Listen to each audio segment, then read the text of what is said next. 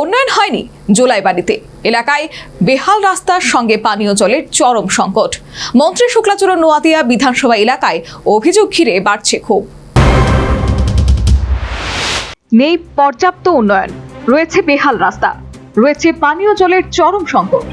মন্ত্রী শুক্লাচরণ নোয়াদিয়া বিধানসভা এলাকা জোলাইবাড়ির পশু খাওয়ার এলাকায় উঠেছে অভিযোগ।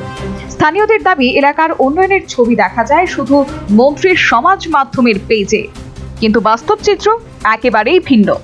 অভিযোগ, বছর 2 আগে বন্যার সময় রাস্তা ভেঙে যায়। গাড়ি তো দূরের কথা, সাধারণ টমটমও রাস্তা দিয়ে চলতে পারে না। প্রত্যেক সপ্তাহে হসপিটাল না ডাক্তার দেখাইতে, তারপরে আমি যেতাম পারি না, গাড়ি আইতেছে না, বাইক নিতেও কষ্ট হয়। এখানে নামি যাই, আর ঘরে ইটা হাইটে দিয়ে উঠি।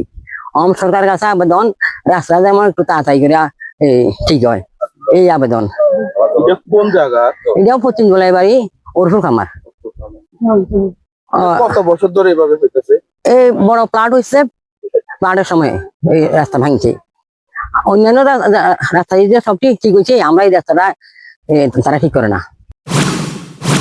রাজ্যে 2018-তে পরিবর্তন হলেও জোলাইবাড়ি আসনে লাল পতাকার গেরুয়া হতে সময় লাগে আরো 5 বছর। 2023 সালের বিধানসভা নির্বাচনে বিজেপি তাদের জোট সঙ্গী আইপিএফটির আসনে ছেড়ে দেয়। জোটের প্রার্থী হন শুক্লাচরণ নোয়াদিয়া। মাত্র 375 ভোটে তিনি জয়লাভ করেন। ডক্টর মানিক সাহার দ্বিতীয় মন্ত্রিসভায় উপজাতি সংখ্যালঘু কল্যাণ মন্ত্রী হিসেবে জায়গা পান শুক্লাচরণ নোয়াদিয়া। কিন্তু তার বিরুদ্ধে তার নির্বাচনী এলাকায় উঠছে হাজারো অভিযোগ। রাস্তা নিয়ে অভিযোগ খোদ পড়ুয়াদের, তাদের কাতর আর্জি স্কুল যাবার রাস্তা ঠিক করুন। এই রাস্তাটা তাড়াতাড়ি ঠিক হোক, আর আমরা স্কুলে যাইতে অসুবিধা হয়।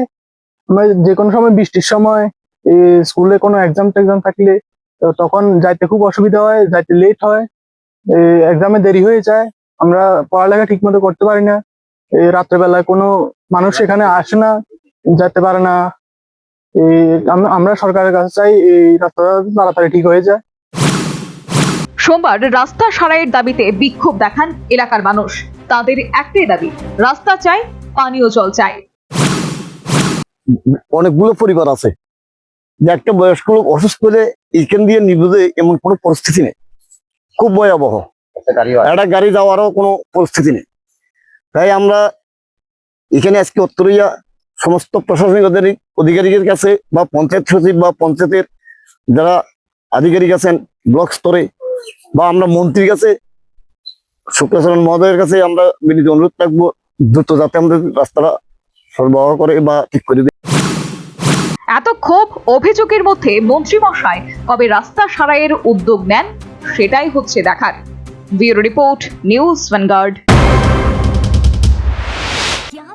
पुराना गोल्ड ज्वेलरी है जो अब आप पहनते नहीं, तो अब समय है उसे नई पहचान देने का। स्वर्ण कमल ज्वेलर्स में लीजिए ओल्ड गोल्ड एक्सचेंज का फायदा। अपना पुराना सोना लाइए और बदलिए उसे नए हॉलमार्क्ड गोल्ड या डायमंड ज्वेलरी में। 100% transparent purity testing, current market rate के हिसाब से बेस्ट वैल्यूएशन और पूरा भरोसा। आज ही विजिट कीजिए स्वर्ण कमल ज्वेलर्स। पुराना सोना, नई खुशियाँ।